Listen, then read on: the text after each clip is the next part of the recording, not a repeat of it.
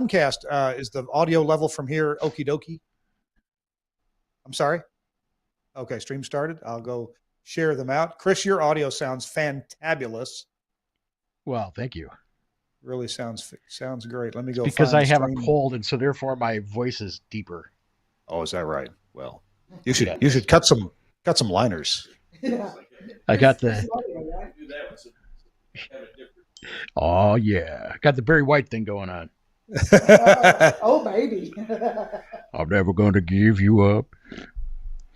All right, let's like and share. Oh baby. Oh baby. Share this to a group. Let's share it out to the broadcasting club. There it is. I'm trying to be quiet because if Dave finds out that my voice is deep right now, all of a sudden I'm going to have a bunch of production to do. Yeah. Yes. Exactly. So I've just been texting him. And guess what? I might also. When you work for I was going to say, you work for a small group, I wear a bunch of hats. So, I'm working on a transmitter and then go out to my car and cut a spot. I understand. The bigger your group gets, the more things you do yourself. So I get it. Yeah. We'll share this out to the TWiRT page, and we are shared everywhere. Good deal. Okay. I take it we're on the Facebooks, Mr. Suncast. I'm sorry, we're on I see you've YouTube. Yeah. I see you've got your hair products in there, Kirk, so you're good. Why, of course. It's your hair is luscious and thick and full like normal. I liked my haircut so much I married my hairdresser. And I also I got to resurrect. I did have a Kirk's Hair Twitter account, and I don't know what happened to it. I'll have to find it again. Oh my gosh, I didn't know about that. Oh my gosh. Oh yeah. That's hilarious. Way back when we were doing on Twit. I also liked my chef at home so much that I have a personal chef, and I liked her so much that I married her as well. Yeah. You don't deserve her, but that's okay. Person. Right. Who happens to be listening over here. That's right. That's right. She's in the next room. Right. Yeah. What? Run. We're getting run ready to while start. You can. I'm sorry. What's that? I told her to run while she could. Yeah. We are, by the way, Chris, we're in this idyllic little town of Elton, Kentucky. I wish I could easily turn the camera around. I can't easily, but there's a huge picture window at the studio here, and I'm looking at the courthouse because we're right here on the courthouse, the public square. Oh, that's cool. That's very cool. Small town courthouse just outside. Thank goodness the sun has gone down behind the roof of the building next door, because otherwise it would be glaringly bright in here as it was an hour ago. Yeah. We are a minute and a half away from our start time. Man, what if we started early one time? That'd be different. That would be crazy. I know. Do you think there are people who set their clock and join us right on time, or people just when have we ever started on time? So that's what I'm saying. And that's jab. That's usually typically 5 minutes late. Yeah. Chris, still in there spraying his hair down. Yeah, that's right. We don't normally have trouble with start times, but we do struggle with end times sometimes. Chris, after the Nautel at our first spot break, it will be Angry Audio and Max Connect. You have an Angry Audio item that you want to talk about? I do. We'll talk about. We'll talk about Chameleon. Okay, and what Angry Audio stuff do you like? In Angry Audio, our your guest Gizmo. Yeah. I'm sorry, I can't easily point the camera at it because it's over there, and I don't want to mess with it. But okay, we'll just mention the fact that we're in an Angry Audio studio here as well. All right. Well, we've got just 15 seconds, so we'll go ahead and get started here. It's episode 677 of This Week in Radio Tech. And we will start here. Suncast is, of course, is our producer as usual. Chris Tarr's with us, and okay, Kirk, don't be nervous. Usually, I've had a vodka by now, but haven't had. It's all right. I mean, no problem with me. We'll all go get something to drink later. And we'll start This Week in Radio Tech in 3, 2. Hey, welcome into This Week in Radio Tech, the show where we talk about everything from the microphone to the light bulb at the top of the tower. I don't know if Beth's tower has a light bulb, at least not this one. True. This one does not, okay. but I do have some towers with lights. So, all right. And I know it costs a lot to run them. It can. Yeah. So, hey, welcome into the show. I'm glad you're here. Normally, I'm in the Telos Alliance studio in Nashville, Tennessee. But today, I'm in Elkton, Kentucky at the new studio of WEKT. It's on the public square. I can see the courthouse right outside. So, if I do something wrong, I'm sure they got a jail in the basement, and now that's where I'll be. I'm here with Beth Mann. We're going to be talking to Beth. We're also going to be talking to Joshua and maybe Bill as well about this radio station. Not exactly new. It's like renewed, right? It is. And so we'll be talking to Beth about some technical things, some technical choices. We do have Axia right here in the room with us. And we're also going to be talking about the impetus. Why did Beth buy this radio station and is doing with it something that I wish more stations would do? And some of Chris Starr, the stations that Chris Starr works with, are doing a few similar things as well. Speaking of Chris, he's here. Chris, welcome in. Good to see you, man. How are you? Greetings and salutations from Iguanago, Wisconsin. I'm doing fine, thanks. Things are good. I've been busy driving around. What did I have going on? The life of an engineer in small market radio. Let's see. The other day I had to go from my house in Iguanago to Fort Atkinson, Wisconsin, which is about an hour away, to work on the streaming computer there and a codec. Then I went from there to Portage, Wisconsin, which is a 2-hour drive. Had to do a codec there and a couple other minor things. Then I went from there to West Bend, which is another 2-hour drive because we're moving into a new facility there. And then I finally got to go home. So that was just one day this week that I was on the road, and there have been many more recently. So been busy. I'm going to guess that you have a few hotel points built up, Chris Starr. In fact, there is more than one hotel where I'm addressed as Mr. Tar. So, you got that right. Hi, Mr. Tar. We have your bed waiting for you. That's right. Hey, it's true story. There's one hotel that I stay at, and the day manager knows me by name. So I'll walk out in the morning and, oh, hi, Chris. How you doing? Back again? And, yeah, I'm back again, and I'll be back again later. So that's the life. Well, Chris, I must say you have the personality that a lot of people know you and call you by your first name. Don't they? Yeah, well, I wish that more people would, because it's usually just, hey, jerk, or, you over there. Sir, I don't believe that for a second. Hey, we've got several guests to be on our show today, and one of them is Beth Mann. Hello, Beth. How are you? Hey, I'm doing great. Good to see you. You've been on the show before. I have been on the show before. We did a radio museum feature. I don't know, right after we opened the radio room that now has about 3 times the radios that it had when you were there. It didn't have any room in it before. I know. I just had to keep rearranging. We had to go up and out and back. So, yeah, we're at about 350 radios now. Now, the place where we talked to you before is your headquarters, your cluster of stations in what town? In Cadiz, Kentucky. And the radio room we opened in late 2019, and we started kind of letting the public become more part of that right at the end of the year. And then, of course, 2020, we all know what happened. So for our viewers who didn't see that, this radio room that you mentioned is part of a community room. So you've taken your radio station facilities and it looks to me like you actually make this available, certainly for station events. And if some community organization needs to have an event, you may be open to that idea.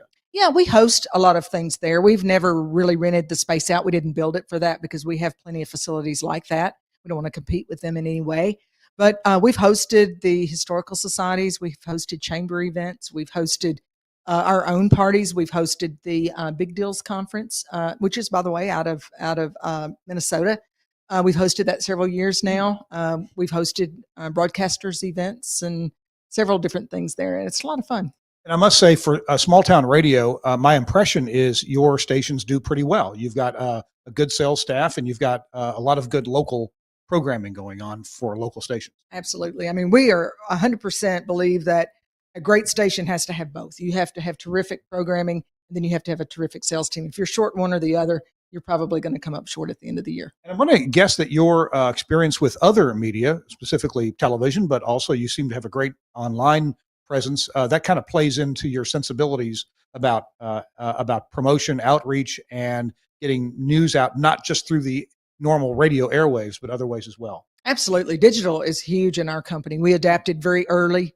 We had websites before 2000, long before 2000. We had about 19. I guess our first site was probably 95 or 6.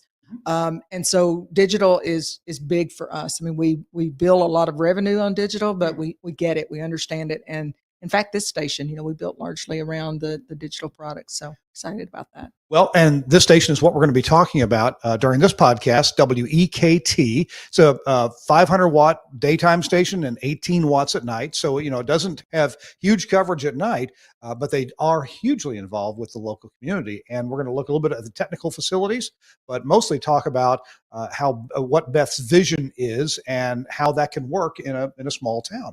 We also have the program director for WEKT is going to be Joshua's going to be with us, and Bill. What's Bill's title? What does he do? Bill is our operations manager and program director for the whole country, stations, all of our stations, actually. He's kind of my number 2 guy. Okay. I mean, he and I've been together 20 plus years. Okay. Good deal. And right now, though, we're going to take a quick break and talk about Nautel.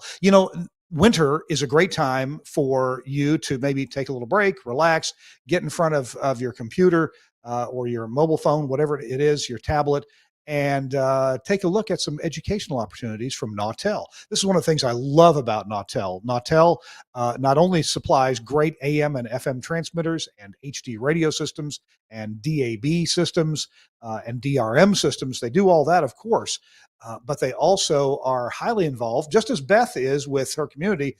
Nautel is involved with the engineering community, providing you with a lot of educational opportunities online. If you need to go review something quickly, you can do that at nautel.com. You can go to their webinar page. You can also look at all their other resources that they have available online. The Transmission Talk Tuesday discussion roundtables, those are on hold for a little while. We'll find out from Jeff Welton when those get back on.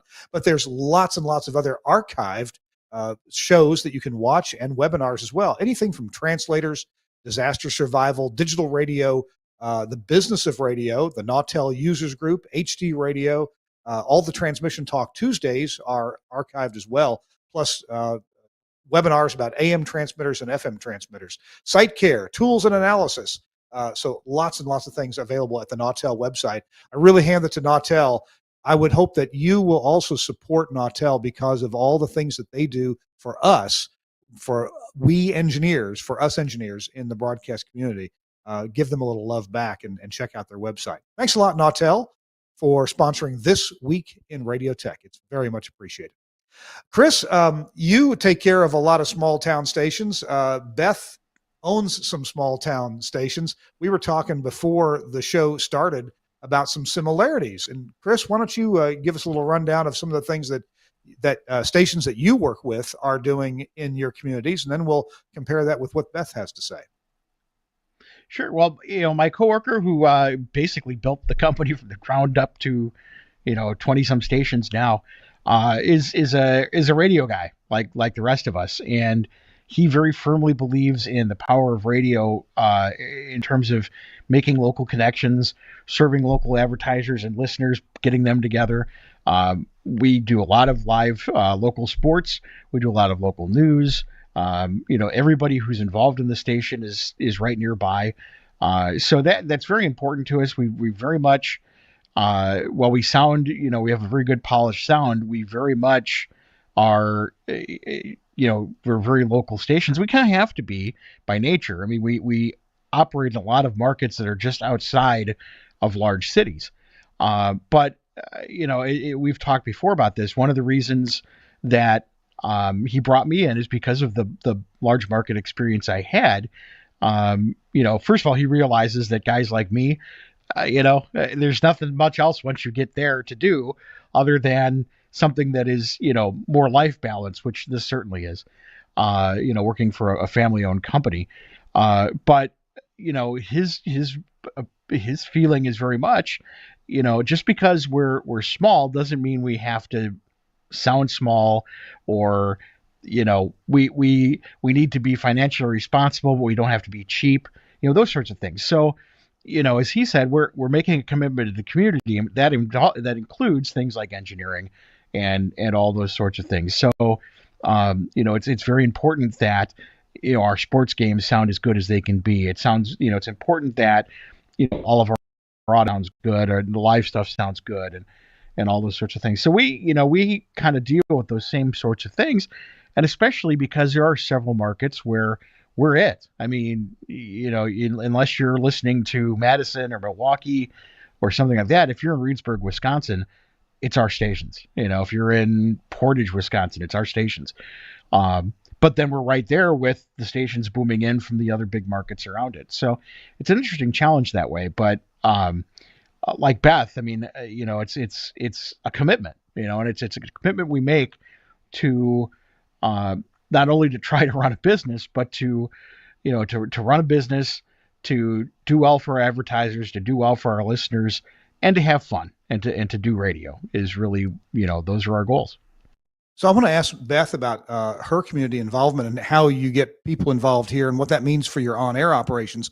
And after you talk about that for a few minutes, I want to ask you about the alternative way of doing things that a lot of people lament, but so many stations have done, which is kind of turn into a jukebox. But let's talk about the good stuff first, and that interesting balance. Hey, if we go down that jukebox road, what's the inevitable end of that versus what you seem to be doing now? So talk to me about your involvement here in Elkton. Well, first of all, I think that if you're going to serve a community and you're going to carry that license in honor of that community, then you owe it to that community to fully serve it. So to me, it's super serve on steroids, and that's just expectation. That's lowest unit right there. You have to be willing to super serve the community you're in. If you can't do that, then I think you should pass and let someone else have that opportunity. So when we started looking at whether we were going to buy this station, one thing that we looked at is, can we staff that and do the job that we need to do to really super serve it? And I think you have to be in the community. You have to be willing to put everything you have into it. And so we've done that. I was really fortunate. My first job in broadcast industry was when I was in college, and it was in low power television. And my lifetime mentor that the radio room is named after, DJ Everett, said to me one day, there's nothing about our station that's low power. It's just what it's called. And we will never treat it like it's a low power station. So and that was before internet, and that was before streaming capacity. Mm-hmm. I was taught that it doesn't matter what your power is. It matters what your programming is. And it matters that people care enough that you have something on that they want to see or they want to hear. So I never came through the ranks of you have to have a 100,000 watt FM station to be a powerful entity. I never experienced that, because my first job was that of your job is to make your station great enough that people will find a way to get it and they'll come to you. So I still don't have a 100,000 watt FM station, but people don't know that. The community thinks that we have the largest station in the market. We actually have the smallest station in the market. So it's all a matter of perception, and we market and promote it like it is a 100,000 watt FM station in New York City. I mean, we really focus on the fact that it's quality, and we never let anybody do things that make us look like we're small town. Although we're proud to be from small town, and we've done some things with WEKT that I've never done with any of my other stations, because we want it to be extremely local. We don't want to be the slick, polished sounding New York City station here. We want to be all things Todd County. Todd 1070 is how we even image and brand it. We call it the name of the county, because we want it to be 100% about this county. It either needs to be happen in Todd County, or it needs to be about Todd County, or it needs to be something of very high interest to people in Todd County. And if it doesn't need to be here. It's pretty simple. Wow. You also, you've taken this message out to groups like the Rotary Club. You speak to groups to promote the station, but also to let people know, here's what we're doing in your town. We do. Before we ever even put together numbers to consider buying the station, I reached out to a community leader in Todd County, and And I said, I want to meet with you. He came over. We had a 3-hour lunch. And I said to him, I'm thinking about buying WEKT. And if we do that, I need to know, will the community support it? Does the community want it? Can this work? And so at the end of our meeting, he said, what do you want me to do? And I said, I would love to meet with some other community leaders. I'd like to have some conversations at a round table. That's a very honest conversation, because I'm going to invest heavily here. I mean, I'm going to put my heart and soul in this. And he's 40 minutes from my office. And before I could get back to my office and get my computer cranked back up and get focused again, I get a text message from him. He said, we're on for, he said a time, where, and who all was going to be in the meeting. And literally, I'm talking about less than an hour, he had that meeting put together. So I came to Todd County, I came to Elkton, I met with those community leaders, and we just talked very openly about what we wanted to do and what I was thinking about doing with the station. And they said, we're in. I think that's interesting that even with all the other media choices that people have these days, that these people were excited that you wanted to make this station local and to some degree live, but always local programming. Right. There were people in the room that knew me, but they also knew our company. I was born and raised in Elkton, which is where we're sitting here today to do this feature. Moved away from here when I was 12 years old. And my love for radio started with WEKT. We lived right across the street. My grandmother did when they were building the station. And I mean, literally, I could have thrown a baseball and hit the radio station from her house. And I came home one day, I don't know, 8 or 9 years old. I told my mom, I said, when I grow up, I'm going to own radio stations. Mom says, sure, honey, I'm sure you will. And go play. And so that's all I've ever wanted to do. This year, I will celebrate 40 years in the broadcast business, 10 in television, 30 in radio. And to get to come back and buy my hometown radio station is really extra cool. Special. Yeah. Way cool. And we talked about the headquarters that you have over in Cadiz, Kentucky. And it's a pretty impressive looking building. Former restaurant next to the interstate, big sign. It's lighted up. You've got some cameras that show traffic and weather. And when I was a meteorologist on Channel 4 in Nashville, we used your cameras pretty regularly. So thank you for that. Right. Right. And it's part of our digital plan. Those are all sponsored cameras, and that money adds up pretty fast. Really? Yeah. So how far is Cadiz away from Elkton? We're 40 minutes from headquarter to headquarter. And, a lot of people thought that we would just fold WEKT right into that facility. And that's not how we roll. I mean, each of our stations, we believe that we need a facility right there in the town that we're serving. So that's how we ended up with this facility right on the public square. We started with an empty building. I mean, this room was actually a conference room, a little small waiting area for an insurance company, Knuckles Insurance in Elkton. And they had a table and chairs and a little light fixture, and that was really just intended for people to be able to sit here and wait if they were waiting to see someone. And there was nothing else available on the square that would really fit our needs. There were maybe 2 buildings, and they were both really construction projects. And so that's how it happened. I mean, literally that company, they saw me peeking in the window one day. I was taking pictures of some opportunities that I thought we could be in comfortably. It was too small. I'm like, I don't think we can do this, which kind of helped lead to our decision to go digital and Axia. Got you. And so, yeah, let's touch on that real quick. And after our next commercial break, we're going to bring in either Joshua or Bill. And so this is your first studio where you've implemented some digital audio technology. Tell me about that. It is. Well, first of all, we're aging out on all of our other facilities, and we needed to be thinking about future. So January of last year, January of 2023, we established a futures team in our company, and it is our next generation of leadership. And so that team, we meet about every 5 or 6 weeks, and we talk about things that generation's focused on and what they're working on. And we're trying to prepare that generation for where we're going, what's next in the broadcast industry. And to me, I'm not worried about a competitor. I don't think that's going to be our greatest epic event that causes us to change the way we operate. It's going to be not training the next generation to love this industry the way I love it and the way Bill loves it. And so we're very focused on who's next, and we're putting a lot of energy in that. So this gave us a chance to put equipment in place that generation will be using for many, many years to come. And it was a great opportunity for us to learn how to use this equipment with this facility and this operation And then when we get ready to go to the next level, we're not learning for the first time how to program something or how to set our presets. We've already done all of that. We're comfortable with it. And then we can make that transition on the other stations much more quickly and easily.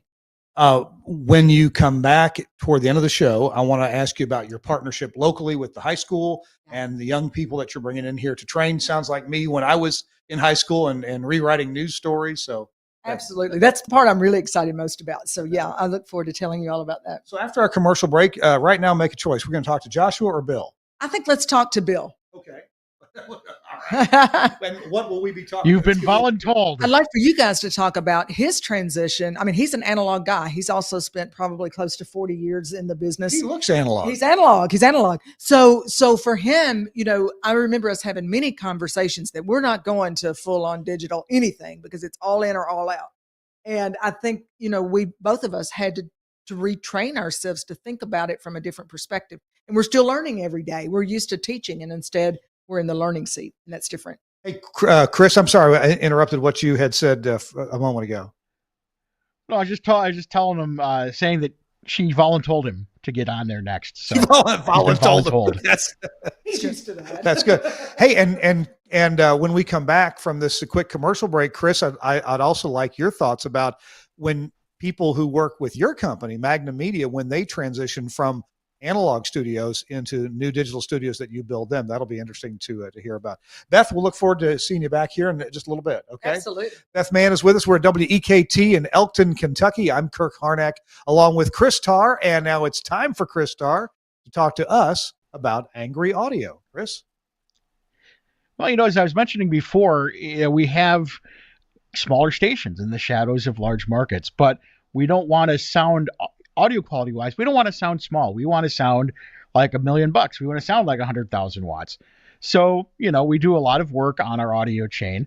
And recently we've moved to using chameleons from Angry Audio. And we had a friend of mine who drove through town not too long ago, and he called Dave, my coworker, and said, "Hey, what are you doing with your audio? It sounds fantastic. I've never heard anything like that before." And he said, "Oh, well, Doc Tarr has some secret sauce or whatever." And so he called me. And I said, "Oh yeah, we're using the Angry Audio Chameleon." And my boss was like, "You can't tell him that." And I said, "Why can't I tell him that? That is our secret weapon." And I said, "Dave, I hate to break the news to you, but it's not so secret anymore. It is." We are, of course, talking about the Angry Audio Chameleon C-Level Studio Audio Processor. It is fantastic. Now, it used to be in the olden days, you'd be using compellers or you'd be using Arianes as an AGC, either ahead of your STL or before your audio processor. The new hotness is the Chameleon C-Level. It transparently creates just an amazing, it's almost an analog warmth that I really can't describe. You got to hear it to understand it. But it works so much better than any AGC that's built into a processor. So if you have like a modern Omnia or Optimod audio processor, it'll sound better with the Chameleon. If you have an older processor, it will blow your mind. It will sound amazing. It brings new life to the 8100s or the Omnia 1s, things like that. They keep the levels consistent. They keep them warm. They keep them program dependent so that you don't have gain fighting each other. You have different bands of gain control. Basically, I like to say, in Corny we trust. Cornelius Gould put a lot of work into this, and basically his efforts have paid off for the rest of us. And they come in different flavors. There's the C-Level for your on-air programming. There's also there's the C6. There's the C6S software processor. All have similar nice warm sounds. A little bit different functions though. Some are for streaming. Some are for live streaming. Some are for audio projects like the plugin. And then there's the C-Level, which is for on the air. So as much as it drives my boss nuts to tell you what our secret weapon is, it's the Chameleon C-Level. Contact your favorite broadcast vendor today or check them out online at angryaudio.com. Don't get angry. Get C-Level. You'll love it. C-Level from Angry Audio. Thank you, Chris. Appreciate it. And thanks to Angry Audio for sponsoring This Week in Radio Tech. We've got some Angry Audio gear right here in the studio. We have a guest gizmo just right in reach here. It's pretty cool. Hey, our show is also brought to you by Max Connect Wireless. And Max Connect does more than just the wireless we've been talking about for several years. They're actually a full service company providing engineering services to broadcasters all across the nation, really. They kind of focus on the Southeast and the Eastern U.S., but if you've got a job out West, they'll be glad to take care of that too. You ought to check out maxconnect.com. I know it's spelled funny, MAXXKONNECT, but they do things like studio construction, both analog and audio over IP. That means they can handle Wheatstone, Axia, those kind of things. They do transmitter installation, transmitter site upgrades. They have tower services available now, automation installation and setup, connectivity solutions between different sites. They do streaming services themselves, audio processor installation and setup. I got to tell you, they're good at that. Grounding installation and upgrades, and that's so key. You want to keep your equipment alive during thunderstorm season? Well, Max Connect will do the job right. They also do site monitoring and control. They can either set that up for you or they can handle it for you.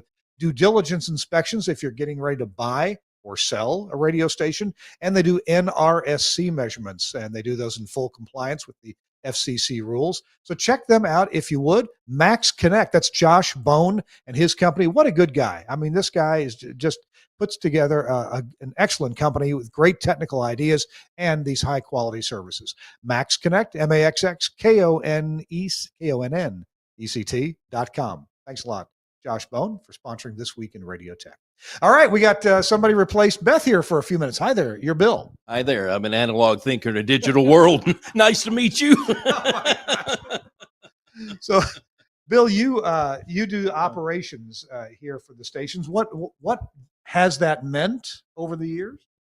This has meant missing Christmas Eve with my family. I was sleeping in my car. I heard Chris saying that earlier, but it's continually learning, and a lot of my time is spent with people, and now more so I've taken over a lot more of the engineering duties, which has been an eye-opener for me. Hence, I always have look at that. I'm always prepared to adjust any transmitter. Yes, well done.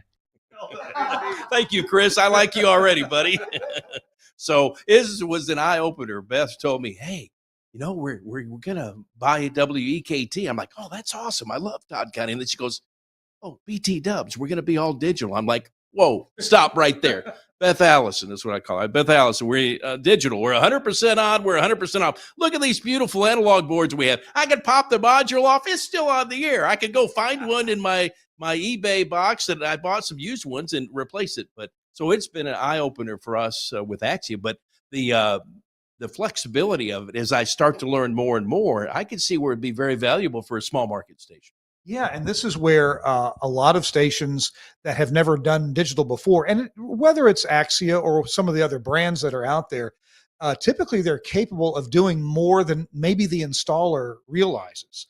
So we walked in here. Here we have an Axia IQX console. Yes. For those of you who may not know, it looks like the Radius or the IQ consoles from Axia, but this has the mixing engine built into it. It's not external. Now, it also doesn't have any audio inputs or outputs on it. Yes, which blew my mind right away. I'm like, where's the XLR cable? Yeah. Well, there's not one. There's not one. So, yeah. It all comes in and goes out over the network, right? Which means that your audio inputs and outputs are somewhere else. But it also means that natively things like you've got a wide orbit automation here. It doesn't have a sound card. It's got an IP driver in it. So just with a network connection to a switch, it's connected to the console. But that also means that, some things are different. There's not a plug you can go plug into. Right. So, how do you test it? How do you, can you put a headphones on it or those little Fox and Hound sniffer? How do you listen for audio? That's exactly right. And once I got my head around it, and I didn't look at it as an analog mixing board. I looked at it as a computer. Then I thought, when I troubleshoot it like I would if I was having a problem with a computer, and that has helped me a lot. Well, before we leave here today, we got a couple of things that we can do more conveniently. I'm not saying better, but yes, we do. We will buy you dinner if you make this happen. I'll be a happy guy. Well, and the thing about most of these digital consoles, since they are defined in software. That means there's a lot of things you can do with them. And if you're used to an analog console, you don't even realize that you can do with them. So you wouldn't even think to ask. No, here's the crazy. You know, when I started, we had a little Radio Shack strobe light, and you'd pick up the telephone, and then you have your mix minus, and you hook it up, you put the listener on there. You know, here we've got a Google phone number. We're almost there, but we're still trying to figure out. Okay, if somebody calls on this Google phone number, how do they hear the feed from the station on the line? And just learning how to massage and customize the software. The sky's the limit if you know some basics. Well, actually, you bring up a great point because with most consoles, with analog consoles, you had to set up a mix minus and wire that to the telephone hybrid. Well, with a digital console like this one, and I don't know about the other brands, but with the Axia ones, every fader can create a mix minus digitally, automatically. You don't have to think about it.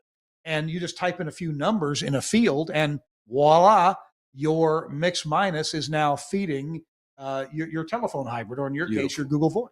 That's excellent. So it's serendipitous. And hey, Chris, I've been, dealing with audio over IP now for, I guess, right at 20 years. It's really serendipitous when engineers, when radio stations get an audio over IP system, they're still thinking in the analog world. Well, can you make it do this and this and this? Because I used to do this in analog. And so it's cool when they figure out, oh, I can do this and this and a couple other things. I can't tell you, Chris, how many times I've heard people say, Kirk, you never told me it would do X, Y, and Z. I said, well, I can't tell you everything. We'd be here all day. So Chris, I want to ask you. It took me a long time to get my head around it. For those reasons, I kept thinking in the analog realm. I will say, before I go any further, that they don't take liquids any better than the analog consoles do. That's right. I'm not going to say any more than that, but it acts the same way when you spill stuff in it. I tended to overthink simple tasks like mix minuses and things like that, where I'm going to program bus 4 and no, it'll do that automatically. But then one of the coolest things, especially with the stations that I'm working on now, is the world that opens up once you get it. And you go, now wait a minute. And you start to think of all of these things that you've been doing and thinking, well, how can I integrate that into Axia? And a great example I've brought up before, and you and I have talked about this, is we have our playout system is Simian.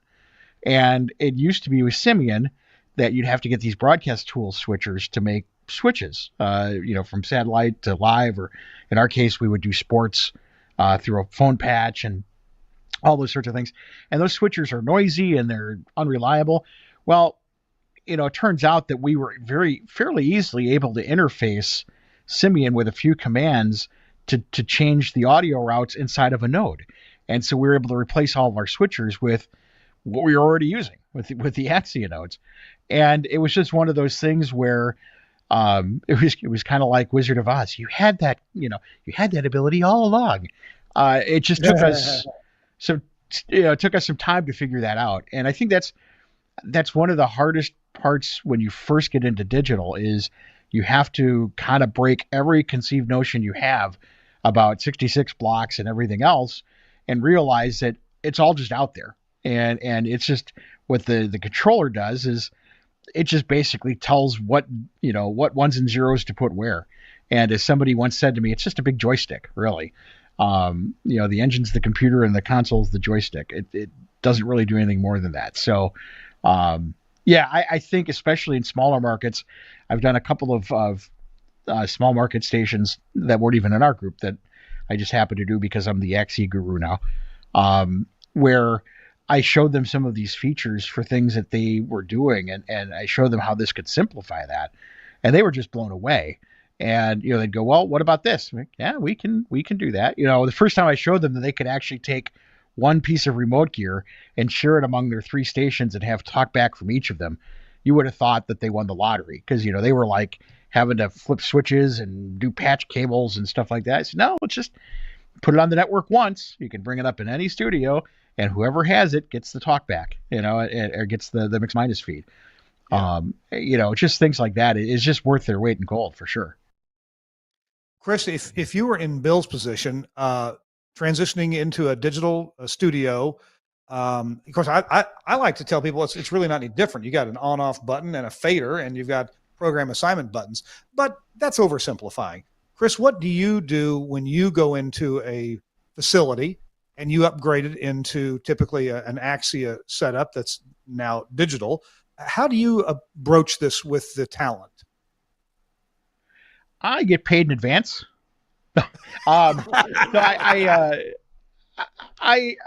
it's you'd be surprised because I think sometimes we're so stuck in the old ways that we kind of step on rakes trying to recreate that. Consoles are the same. The audio playback systems are the same. We keep trying to come up with, analog looking things for digital. And, basically, the talk that I've had with the talent is, try to forget what you know. And one of the things that I've always been big on through my career is our job as engineers is to remove all the barriers that are there for the talent to be creative. And so I the way I tell it to them is the sky's the limit. You just tell me what you want to do and we can make that happen. But, don't think that, that this is just the way, this is a static situation. You want to move your microphone over to this side of the board in the morning? No problem. We can do that. Does it work better for you? Do you want to, I had one guy that was so excited when I said, okay, set everything up the way you like it, volume wise with headphones and everything else. I saved it to his profile. I said, now, whenever you bring that up, it'll be exactly the way you left it. And it got to the point where they'd find a sweet spot somewhere and they'd call me and go, hey, can you capture this so I can save it as a preset? Yeah, absolutely. So I think at first they're a little bit afraid of it, but once they start to play with it and see all of the different things it can do, they get as excited as we are because in their creative minds, they're thinking of all the cool things they can do with it. And that's what really gets me going is to hear those things and to help them, make that kind of stuff come alive. It really is a lot of fun to watch. Good deal. Well, Bill, now you have a few more ideas. What do you, how do you treat talent? How do you approach them? How do you train people in here? That kind of thing. How do you carry that job out? Well, last training session we had, we've got a young guy who has started with the company. He's been with us a little over a year and knew quite a bit about computers, was learning radio. He was the first guy we trained on this board because he produces all our ball games. And so then we brought staff in. So they brought air staff in and he literally made videos for everybody as they walked through. They just took out the little smartphone and made a little video about, hey, this is what you do. This is how you get this on the air. You want to reassign this pot for this mic or what have you. Here's how you do that. And here's how you can record something without going out over the air because the sales people in Elkton, they'll bring clients in to our studio WEKT and they're recording, it's much better to have some of the client's voice on the ads than us all the time. So we bring them in and they're very nervous at first because they're like, I don't want to put this out on the air. But, we've something today with Livewire that you showed me, which will help that. We can totally disable the board if we need to and let the wide orbit do its thing while they record the client and not worry about it. That's a good point. That's awesome. I love that. I use that Livewire delegation switcher software. Yep, that's what I installed here just an hour ago. Yeah, that's it's amazing. And the reason I jumped in is because that's such a simple thing, but it's such a game changer for all of our staff. When I first showed them, I think of all the things that I showed them, that was the most exciting to them. Was I was like, click this button, board's yours, do whatever you want, and they just thought that was the most amazing thing. And then with voice tracking, I was able to set profiles where, it locked the controls on the microphone and things like that. So if they had to use the board with their audio playback, I can't remember what station it was. It was a station where for some reason the playout had to be live in order to run back to the board or something. But I was able to lock it so that that's all they could do. They couldn't accidentally put anything on the air because they were locked out. But that whole bypassing the board with the switcher thing is, you want to blow a jock's mind, show them that. Well, and we do that at all of my stations because, we're cheap. We don't have enough boards. We at most of our stations, we don't have a separate production room. The control room doubles as the production room as it does here. And it's if you don't bypass the board when you want to do production, you always take the chance of putting your production on the air. And that could be very dangerous because, we don't always watch our language when we're doing production. Never say anything off the air that you wouldn't say on the air. I wish I'd followed that more. Yes. We're talking to Bill. Bill, what's your last name? Booth. Bill Booth. Okay, yes. Good deal. Bill Booth. We're talking to Bill Booth, and Joshua's coming up in a few minutes. Hey, Chris, we want to chat for a minute about broadcast tools and a product from Broadcast Tools that we haven't talked about before. Now, I'm going to talk about the earlier version that they still have, but they've got a new version. I'll tell you about that in just a minute. And this is something called the SS 2.1 MLR BNC. That's a lot of words. It's the BNC switcher and router. The SS 2.1 MLR BNC is a transparent 2-input, dual output switcher router with mechanical latching relays and BNC connectors. Now, the SS 2.1 MLR BNC is perfect for composite, MPX, or other types of passive signal switching via front panel switches or via contact closures or serial RS-232. Now, the switching is accomplished with mechanical latching gold contact relays, and that means that the unit can route a signal in either direction if you want to use it backwards. Due to the passive nature of the switching, any input level and impedance can be used.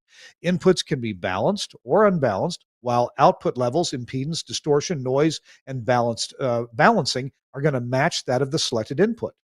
So this unit can be controlled and monitored locally and or with simple contact closures to ground, as well as with multi-drop RS-232 serial commands. So how would you use this? Well, lots of ways to use it. One way, of course, would be to decide which audio processor is going to feed your transmitter at the analog multiplex level. You could also use it, let's say, at the studio to decide which air chain or which audio processor, which stereo generator is going to feed your composite STL if you're using a composite STL. So there's lots of ways to use this thing that makes sense for main and backup, or even switching cities or switching, where your programming is coming from. Now, it's not on the website yet, but they do have a new 6-input version of this. It's the SS 6.1 MLR BNC switcher router. Again, it has mechanical latching relays. You can control it from the front panel, or you can use contact closures or serial, or it'll also take TCP UDP commands over Ethernet. And this is advertised in the brand new Radio World 2024 sourcebook and directory if you want to read more about it right now. And they'll have it up on the website pretty soon. So this is from Broadcast Tools. And Broadcast Tools, if you can think of it, they probably make a solution. Actually, at one of my transmitter sites, I was going to build something that does the same thing. And I was just, I had my brain wrapped around mechanical latching relays and buying surplus ones and all that. And then, I found it from Broadcast Tools. I'm not building it. I'm buying it already made, and really a much better design than I was going to do from Broadcast Tools. And where can you get these? Well, from Broadcasters General Store. Go to the website, bgs.cc, Broadcasters General Store, or of course you can give them a call at 352-622-7700. That's 352-622-7700 for BGS, Broadcasters General Store. Bill, they got sharp pencils there. They do. We buy a lot. We go to the general store a lot. Do you really? Yeah, we do. Okay. Yeah. That's where we all the gear in this room. Stuff. This room is Broadcast General Store. Yeah. Glad to hear it. So, before we get to your colleague Joshua, any more advice you want to give us about operations in this day and age? I know that most of our audience here are engineers, but plenty of engineers double as you do as an operations person. What for 2024 and beyond, what do you think are some of the key things that radio operations people need to have at the forefront of their mind? Oh, I think a lot of it is trying not to be a firefighter, trying not to wait till there's a fire and you've got to go fix something. Preventative maintenance. And I'm a big belts and suspenders guy. So if I've got a backup, even though if my AM transmitter goes down, I've got a backup. It may not be quite as powerful, but it will keep us on the air. And redundancy as far as STL, if that's possible, or a big believer in frequency agile STL units, or and thinking about going into the winter. We've got some remote locations where our sticks are, so a lot of times we have backup generators there, but they run off of propane. We've been measuring the amount of propane we've got, a preemptive fill on the propane tank, make sure we're ready. And engineer's best friend in the winter, I learned the hard way, is some spray de-icer, because when you're going in to fix the transmitter that's broken, if the lock is frozen, you're not going anywhere. So, wasp spray in the summer in Kentucky and then de-icer in the winter, and you're good to go. I'm wondering, I see here at this studio, and it's just off camera, there's an electronic lock to unlock the studio door. Now, we're inside, temperature controlled. Do those things work in a cold environment, Now, I don't know. We don't have them in cold. We have a combination padlock, which can get a little stubborn at one of our physical locations, but nothing to do with transmitter. It's all key entry. I want to ask Chris Tarr what he thinks about this topic. Yeah, go ahead, Chris. I was just going to say, I have those and they do work. In the cold. Okay. Even in Wisconsin. Yeah, we have not had any issues with them. Yep. Mm-hmm. Good to know. Does he have spray de-icer? You probably know more about winter than I do. Oh, I have cans of spray de-icer in the truck. I don't go anywhere. There's a couple things here in Wisconsin. We all have four-wheel drive, we all have spray de-icers, and we all carry chainsaws. So, those are the kind of the trifecta there, because more often than not, we get so much snow that trees tend to fall across the access roads to the transmitter sites. So, more than once, I've had to be a lumberjack and go out there and, cut trees and get out of the way. So, you guys down there, we don't have to deal with like snakes and other creepy crawly things, but, we have the big game up here. We got deer all over the place. I have my little, trail cams that I have to keep an eye on sites, and every day I look and there are just nothing but deer going in and out. So Charlie Wooten's always jealous about that. Oh, wow. Hey, and it's interesting, different places. You've got different critters to worry about. Right. Our guest last week was Paul Walker from KSKO in McGrath, Alaska, right? And I had sent him, or a couple weeks ago, I had sent him a little donation to KSKO, and he sent me a little love offering back. He sent me a little coffee mug, and he sent me a cookbook, the KSKO cookbook. And so now I have the recipe for moose stew. Nice. Yeah. Squirrels too. Them's good eating. Squirrels are good eating. Yeah, possum stew. We got a lot of possums. Possum. There you go. Yeah, we don't. All right. Well, hey, we've got another guest coming in right here. Bill, good talking to you. Yes, sir. Good to be on the program. Thank you very much. Thanks for coming to lovely, picturesque Elkton. All right. Thank you very much. Chris, back to you for a second while we do a little change on the seats here. And Chris, we're going to getting ready to talk about program direction in this age of lots of digital programming. So, Chris, talk to us for a minute about how you interact with program directors. Oh, that's easy, because I was one for many, many years. I was on the air and a program director. So, I think, first of all, it makes me very, a lot better at what I do, because I understand the challenges. I can understand the frustration when things don't work the way they're supposed to. But I also think one of the things that really helps is because I get that part of the business. So when a program director comes to me with some wild scheme, I don't say, well, why do you want to do that? Or, oh, that's impossible. I sit there and go, oh, that's cool. Let's do it. And I come up with a way to make it work. And that's always been my passion, really, is to, remove every obstacle that I can between the listener and the talent's creativity, and just make it as easy as possible for these people to do what they want to do. And when you can do that, man, it's a lot of fun. And the radio you create is just amazing. And it's also a lot of fun when you can sit there with a program director or the air talent, and they tell you this cool idea that they have to do something, and you just go, yeah, we can do that. And just their faces light up, and, oh, but we can do. I was like, yeah, not only can we do that, but, we can actually do it, I think, better than what you're thinking. And I think it also, it helped me a lot better to do a lot better with asking questions. My last job at Intercom, I was here for many, many, many years. I remember that the people on the air would say, "Oh yeah, our last engineer was Mr. No. He would just say no to everything." And I I can see, I get that, because a lot of times what'll happen is a program director will say, "Hey, can we put a huge antenna on top of this building downtown?" You're going to go, "No, you can't do that." But the proper response is, well, "What are you looking to do? What are you trying to accomplish?" Because that's probably not the answer. And so, yeah, I can say that isn't going to happen, but there's probably something else we can do to make it happen. So it really led me to, now, instead of just saying no, or boy, that's going to be difficult or whatever, is to say, well, what are you trying to accomplish? What do you want to do? And then, I had a sign hanging on my wall in my office that said,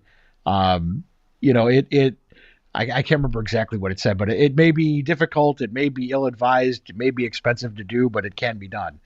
And, that was also my other thing was, okay, instead of saying no, I'll tell you why I think no, and just go, yeah, we can do that. It'll cost $10,000 to make it happen. But if it's worth $10,000 to you, all right, let's do it. So that's really, I think, where that helped me, was having been in that chair to be able to, to interact that way. Well, we go from Bill Booth, the operations manager, to Joshua Clausen. Hi, Joshua. Hi. Good to see you. Thank you for having me on today. I understand you and I are just about neighbors in Nashville. Yes. I live in Midtown Nashville. Yeah. Good part of town. A lot of good restaurants there. Yes, I'm excited to get out and try some more. I don't have any restaurants anywhere near. I live in Oak Hill, and they have something against business in Oak Hill. There are none. There's a gas station. Yeah, I'm surprised if that's the case in Nashville. But. Well, so you are the program director, newly minted. That's just been announced, right? Yes. That transition has been made here within the new year. Okay. So talk to me about, so Beth Mann's vision for what she wants the station to be. And she doesn't want it to be a charity case. I know you want to have income, be a part of the community, but how does your efforts in programming, how does that, how do you make that jibe with Beth's vision for the station? Well, we just try to make it as local as possible. That's been the focus with all of our stations, but especially this one here in Elkton and in Todd County. Just make sure, we have the local advertisers that we're reaching out to and promoting the local businesses here in the community. And then along with that, through the weekday, we do our local newscasts, and we're making sure to have local content that matters to the residents of Todd County, and reaching out to the local officials, attending the local meetings, and making sure that things are running smoothly in the community, or if not, talking about that. If they are running smoothly, talking about that, and how, what's going on here in the community. And then just being out in the community too. And that's something we've worked on with all of our stations is, we're out there at the local events. Right. And we're doing live broadcasts, or we're out there just meeting folks and learning names and getting to know what this community is all about. Did you guys have a Christmas parade here in town? Yes. Really? Yes, they did. Yeah. Yes. Is being part of that, is that, what was that on your schedule? Well, that was on our schedule, and then it got rained out the first week we were supposed to do it, and actually ended up having a tornado track through the southern portion of the county. That was here. That was just south of here. Thankfully, a few homes suffered some extensive structural damage, but the majority of the damage has already been repaired. It hit some Amish and Mennonite communities, and they've got their stuff already back up and running. Oh, we drove through there on the way in here. Yeah, you drove through. You would have been driving through the path if you drove through that afternoon when it came through. Wow. So, yeah, so I got scheduled to the next week, and I wasn't able to make it to that one, so I didn't get to experience the Elkton Christmas parade. But there's a few other communities here in Todd County, and I got to experience the Guthrie, Kentucky Christmas parade. So that was fun. We did a broadcast from that, and then of course did the Elkton parade some 2 or 3 weeks later. So I was on your website, and I noticed that a lot of your news stories that you guys publish have sound bites associated with them. Yes. Okay, basic question, because I come from the cassette tape days of gathering sound bites from the local police station and the city council meeting. How do you guys get your sound bites and get them onto your website? Well, what we do is we take our recorders with us everywhere we go, and when we go to these meetings or when we go and talk to folks, we've got that recorder kind of up in their face, and we record the audio that way. And then we go back to the station or go back home, wherever we're writing the story from. And we edit our cuts with Adobe Audition. Mhm. And then we just we put them on the website, and then we use them on air too. So when you hear our newscast, you're going to hear those audio cuts, and that's just how they've always done things. And I kind of got involved in that, and I've tried to take it to a new level. And we even use our phones too. Sometimes we may not have our physical recorder, but we've got our phone right there with the see the what app is that you're liking? Yeah. So we're using Sound Pro. Sound Pro. Okay. Sound Pro. And I forget sometimes what we use, but I just know how to use it sometimes. It's got we'll put a link to that in the show notes. That's a good looking app. And there are plenty of apps that can also just upload to an FTP site right away. Yes, and I mean we've got experience with that too in FTP sites. We have a statewide network that the Edge Media Group operates, and that's something I actually got to learn a little bit about today, because I'm helping with some of that stuff here in the near future. What about local sports? I mean, so many stations do local sports, and I know that Beth may see. I'm not a sports dude, and everybody around me is. Beth was into sports. I'm into people who are into sports. I get my joy from them enjoying the sport. Okay. Yes. Like, I don't care about NASCAR, but I got a good friend who does. So we go to NASCAR races together, and I just have a blast because he's having a blast. So tell me about your local sports involvement here. Oh, we've got some fantastic folks that are doing some of our play-by-play and such. Right now, we're in the midst of basketball season, high school basketball season. So we've actually got a rotating crew of a couple of different guys that are coming in and doing our games for us. And I mean, it's been phenomenal. We just go out to the school and broadcast the game, and it always sounds like they're having a good time. A lot of times, I don't know what they're talking about. But what equipment are you guys using these days to get the audio back to the station? Right now, we've got all kinds of equipment that we've been using. Bill's breaking it out. Bill's about to have a show and tell with us right here. This is actually a new thing. This is going to simplify a lot of things. I've got one of these. They made fun of my Shure mixer and my headphone splitter and all the cables. So here we go. Here we go. I actually, we've done a couple of TWiRT shows with this exact same Zoom mixer because it plugs right into your computer. Now, so do you use a computer program to get the audio back, or do you make a SIP phone call? We have a mobile application. Yeah, we have a smartphone application that we're using. The name is escaping me for the moment. Is it a Comrex or Tyler? Riverside FM is what we're using here. Okay. That's what we use here, and we use the tie line and some of our other properties in CADAs. Okay. Good deal. Well, all right. So, what are you looking for 2024? Are there programming elements that you want to add? Are there any engineering challenges to getting those done, or you just depend on Bill or Russ Lafferty or anybody to get those done for you? Well, the engineering stuff I'm going to learn a little bit of. I've been dubbed. What is it? The junior? No, you're toddler engineer. Bill is toddler engineer. And of course, Russ is the big man. Yeah. He's done some phenomenal things for us and helped us out. And so I'll learn a little bit about that, but I probably won't learn everything on that. But as a thing for programming, we're gonna double down on our local commitment as we go into 2024. We're gonna be here more. We're gonna try to be out at the events more, and try to freshen up things on air too. There's some things we need to tweak and some additional tunes we need to get on as well. Chris, I'm sure you've got some great people you work with, but wouldn't you like to have Bill and Joshua on your team in some of your towns?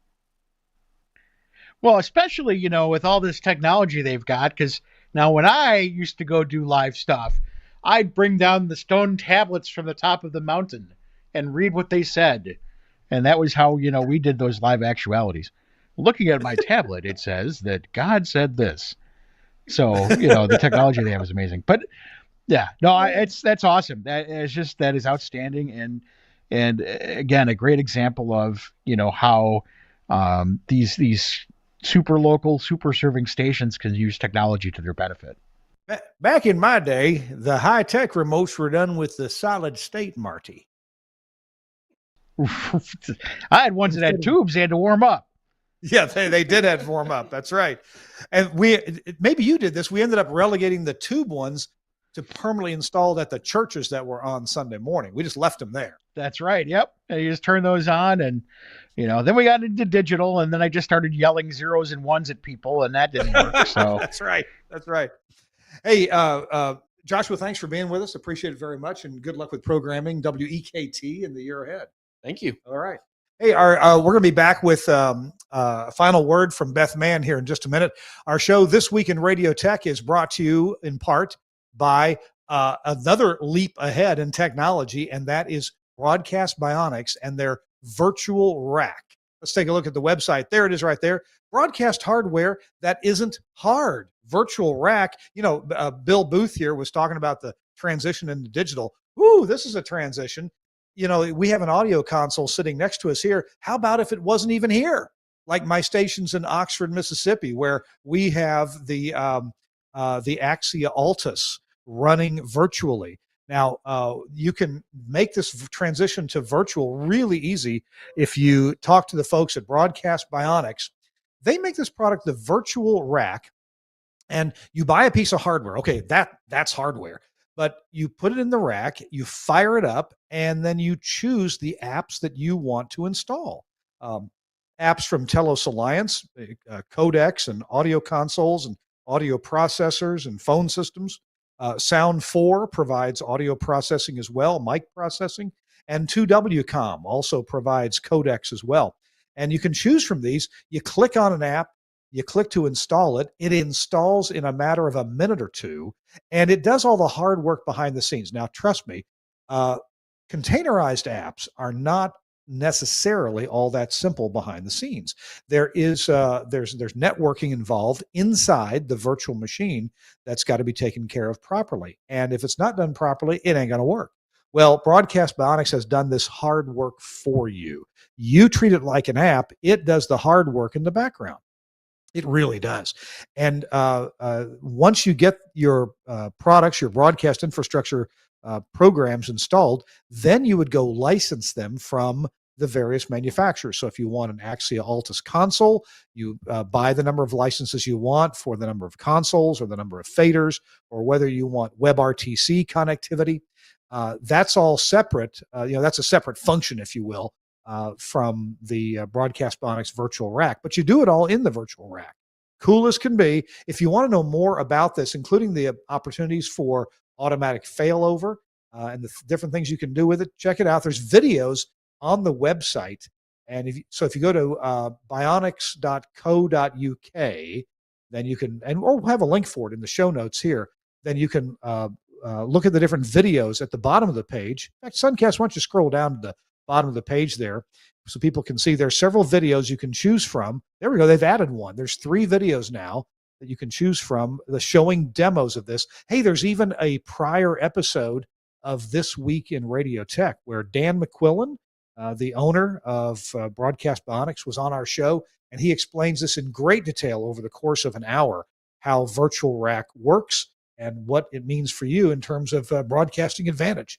So check it out. Thanks a lot, Broadcast Bionics, and all the other cool Broadcast Bionics equipment, virtualized or otherwise, like the phone system they have, Camera One, the Bionics Studio, just all the functionalities that they provide. Thanks, Broadcast Bionics, for sponsoring This Week in Radio Tech. I'm Kirk Harnack. Beth Mann is back with us right here. Beth, wow. Good to talk to your folks here. And what did I say I was going to ask you when we came back? I forget. You wanted to know about that partnership with the school. Oh, that's right. Yeah. So you probably now have a little better idea of why that's so important to me. I mean, my entire leadership team, we've been together, some of us 30 years, and we're all in our, right at 50 to about 63 or 4. So we needed to be thinking about the next generation, Josh being the next generation. So you're in the breaking news business. If you could tell he was a little bit nervous, it's because we've not announced that he's going to be PD. Okay. So you got to break that story, I guess. So that will be announced next week. But when we did that community meeting that I was telling you about earlier, where we sat down and talked about whether this community wanted its own radio station and wanted to do all the things that we know how to do. We're in the news business. We are a news operation. We just happen to play music. We're in the community radio business. We just happen to play music. So, our community broadcasting, our news is our most important thing. Well, in that meeting was the school superintendent, and we have one high school here. And he said, I've been thinking about our own TV station, our own radio station, even printing a newspaper. I want our kids to have opportunities. I want our kids to be exposed. Well, he and I became instant buddies. And so we put together a curriculum where kids could sign up. He did it himself. He sent it out on Google. Now, the school superintendent sent out on Google to say, hey, there's an opportunity here for you. Would you be interested in these things? And it was sort of a survey, everything from photography to videography to audio design to engineering. Wow. Yeah. We had over 30 kids answer his message during the summer when they were on summer break to say, yes, I want to learn those things. In this small town? In this small town, over 30 kids. Wow. So instantly he allowed me access to the kids. I came into the school with him. He attended the meetings with me. We started talking with the kids about this is radio, this is a media, this is digital. These are all things that you can do right here at your own hometown media group. So we've got several kids involved already. We have a young man helping us do color for basketball. He's doing a great job. He's going to be attending college. He already has a college offer and it's been accepted. We'll be playing sports, and then he wants to be a sports broadcaster. So he's already getting some hands-on experience just by being a part of the Todd County school system. Amazing. Wow. Is it worthwhile to expand that to any other high schools, or is really keeping it local with Todd County High School where it needs to be? I really would like to look at that with a second station that we have. We have an AM and FM translator in Caldwell County, which also has one high school. I'd really like to look at doing some type of program there. I just, I fell in love with this business when I was just a kid, 8 or 9 years old, and I knew that's what I wanted to do. It's all I've ever done.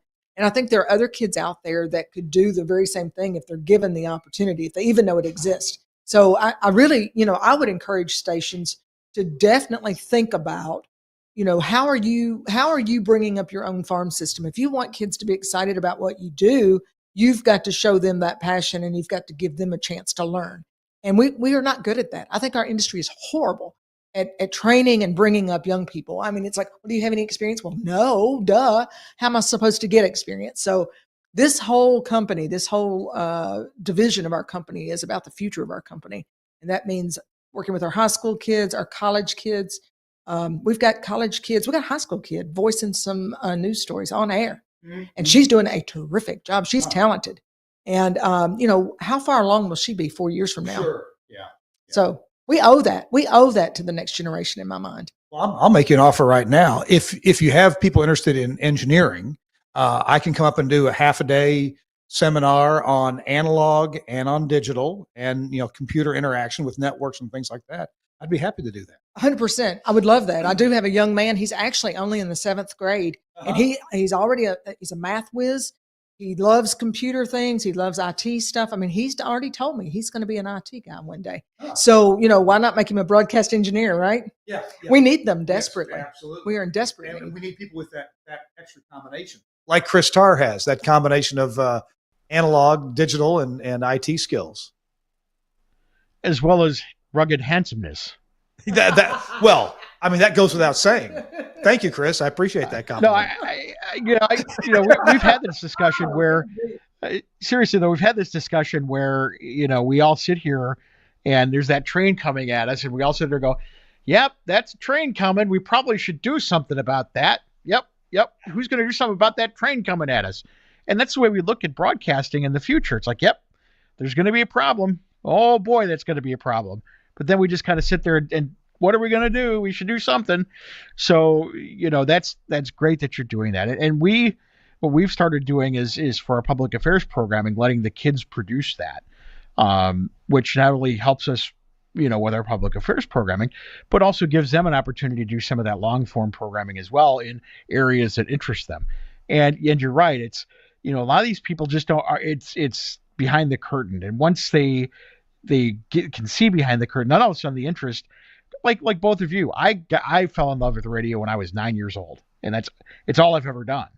But it was getting behind those scenes and seeing everything and feeling that magic. And that's kind of missing in kids' lives right now with video games and internet and everything. To take them behind the scenes and show them that is, I think that is what really kicks it into gear. Absolutely. I agree. One point I want to be sure to make, and I mean, if I had time, I'd travel all over the country with this message. If I was 15 years younger, I would buy AM radio stations all over the country. And I would do exactly what I'm doing in Todd County. I'd get our kids involved. We do local news, local sports, local community events. People want programming about them. This is a about me society, big time. What's in it for me? So it doesn't matter if it's on the AM dial. It doesn't matter if it's on the stream, the app, our website. I don't care where they listen or how they listen. I care that they listen. And they don't care where they listen or how they listen if it's about them.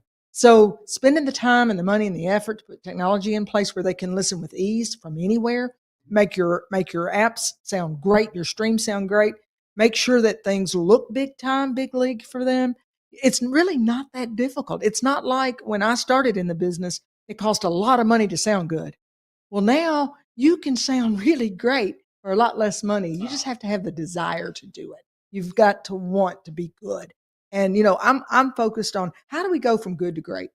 And all these guys that have AM stations that they could care less if they're on or not because they have a translator, or they could care less about AM programming. They're throwing it all on their big stick. I'm here to tell you, in Elkton, Kentucky, and Todd County, our AM is doing terrific because it's all about Todd County. Yeah.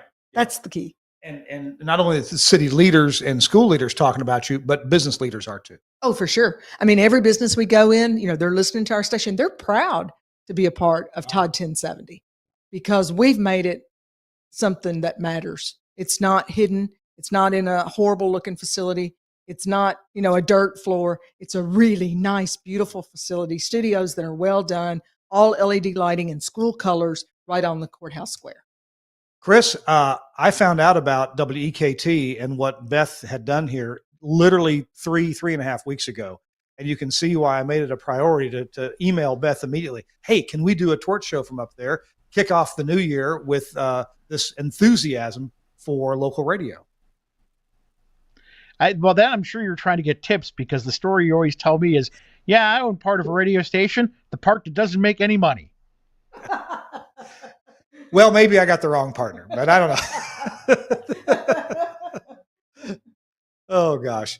Hey, Beth, thank you so much for joining us. We got to go. We're out of time. My absolute pleasure. I've enjoyed it a whole lot. Thank you for not making me look stupid on IT issues. I've learned a lot through this project. I really have, even considering doing my own radio show. Well, we're going to stay a few more minutes and fix up the board for their convenience. Perfect. That is a great way to pay me for my time. Thank you. Thank you, Beth. Appreciate it. And thanks to Bill and to Joshua and Chris Tarr. Thank you so much for your big participation in today's show. I appreciate you very much. Thanks a lot, sir. And also thanks to Suncast for producing today's show. Really appreciate you, Suncast. And also Andrew Zarian, the founder of the GFQ Network, where you'll find other fine podcasts. We got to go. We will see you next week on This Week in Radio Tech.